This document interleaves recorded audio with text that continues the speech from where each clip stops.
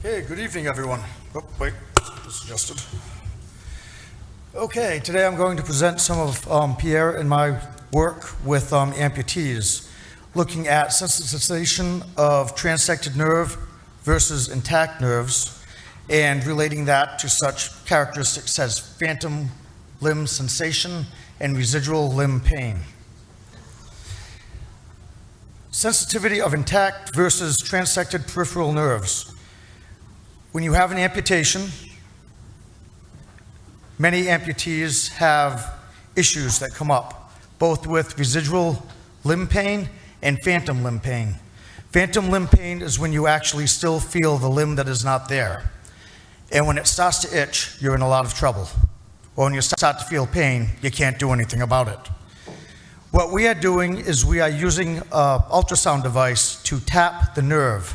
This is a device with 6 transducers that are angled to intersect at a certain point. This particular one is 4 centimeters in front of it. We assembled the device. In the center of the device, we have an imaging ultrasound so we can actually make sure we're targeting the nerve. This is the concept of it all, image-guided ultrasound, iFU. What we do is we target the nerve and we try to hit the nerve and see at what point the person feels some type of sensation. We start low, we work our way up high, and at some point they'll feel a sensation, sometimes in the phantom limb, sometimes just downstream of where we're applying the ultrasound. And it is also dependent on which nerve we're hitting, exactly where they actually feel something. They don't know where they're supposed to be feeling it, so that's actually good control, because they'll tell you where they're actually feeling the sensation. And it does not hurt at all. I've done it to myself. We've played around with it in the lab. You just get a weird tingling sensation for the most part. So you start off just the imager. You locate your nerve. You locate your target. You find your distance. You then put in a gel standoff because the nerve is a certain depth.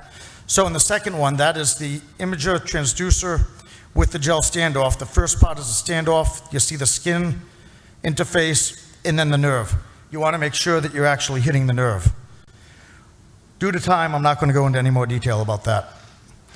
What we have found, looking at the different patients, is that the intact nerves from non-amputees and the intact nerves, the contralateral limb of the amputee patients, there's really no difference in the sensitization to that nerve. On the other hand, with the transected nerve, you see intact nerve, that's from non-amputee subjects. Standard amputation, that's where they amputate the limb and just pull the nerves back. And then the TMR patients. TMR is when they amputate the limb and then take the muscles and take the nerves and hook it up to a muscle. So it's targeted muscle reinnervation. That supposedly prevents neuromas from forming and is supposed to cause less pain. You'll notice very significant difference in the sensitivity of the standard and TMR patients. On the bottom, I've made a Kaplan-Meier or pseudo-Kaplan-Meier plot, which is power to sensation as opposed to time to event. It's power to event. And you can see how the standard amputees, the non-amputees, are very different than the TMR, very different than the standard amputees. This is just a plot of within patient. The ipsilateral contralateral nerve, so the amputated limb to the other limb that is intact. You'll notice that there's a significant difference in their sensitivities, and also you'll notice that neuropathic pain, there's a significant difference with the sensitivity of the nerve predicting the neuropathic pain. I'm actually going to make it. So conclusions. Well, you can all read that. So what we found is that amputated nerves are very sensitive compared to intact nerves. We found within our TMR patients that the sensitivity of the nerve reflects whether or not the patient is neuropathic. We are looking into these different trends to see, first of all, to determine if the TMR surgery is superior to the standard surgery, And in some cases, when the patient suffers significant pain after a standard surgery, does it make sense to go back in and do a TMR surgery? Okay, I should stop there. Any questions?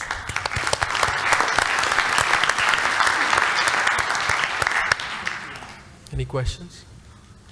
Excellent talk, Mike. I have a question. So if this were to distinguish between neuropathic nerve versus the non-neuropathic nerve, I imagine that the applications will be tremendous. What other disease conditions you're looking at with this technique? So we're looking also at phantom limb sensation. So neuropathic is just usually pain. Doesn't necessarily say anything about whether or not the person actually feels the limb, or whether that aggravates them at all. Also, there are other applications for the TMR surgery in terms of controlling the prosthetic, but that's a whole nother story because that'll take way too long. The other applications of it, if the person is having pain in a particular nerve, you may or may not go in and reconnect all the nerves up or just that particular nerve. Also, you're constantly monitoring for neuromas. When you're connected back up to the muscle, you're not going to be getting neuromas. Got it. Is it absolutely essential to visualize a nerve for this kind of a stimulation, if you will? Yes, absolutely, because the control is to go off nerve and just put the ultrasound in the muscle and see if they feel anything. They shouldn't. If they do, you're in trouble. And yeah, if you're not hitting the nerve, you will not get the sensation.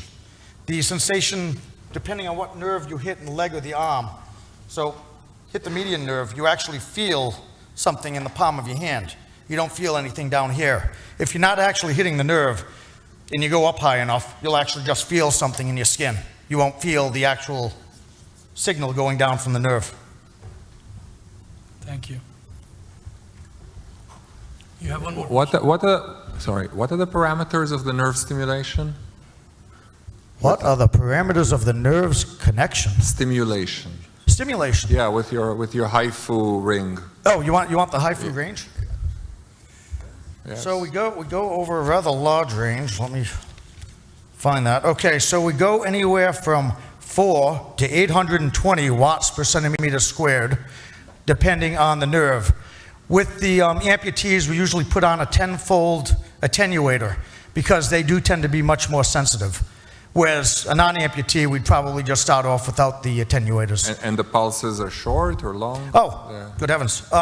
So they're single pulses, 200 microseconds. You hit the trigger, and you stand there and you go 1, 2.